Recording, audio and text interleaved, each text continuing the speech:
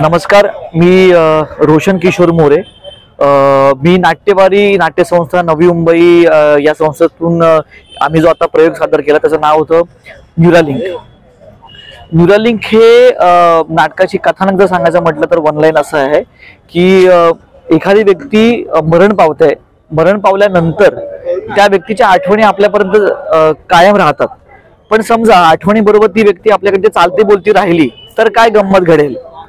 आणि त्या गमती जमतीमध्ये नंतर असं कळतं की जी व्यक्ती मरण पावलेली आहे तिच्याकरता ते मरण भोगणं हे खूप दुःखदायक गोष्ट आहे आणि ती पुन्हा पुन्हा ती गोष्ट ती नाही करतायत। मरण हे अटळ आणि एकदाच होतं असा एक विनोदी अंगाने आणि मग दुःखी किनार करून एक छान असा फॅमिली ड्रामा आम्ही आता सादर केला।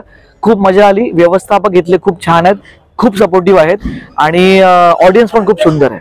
थँक्यू।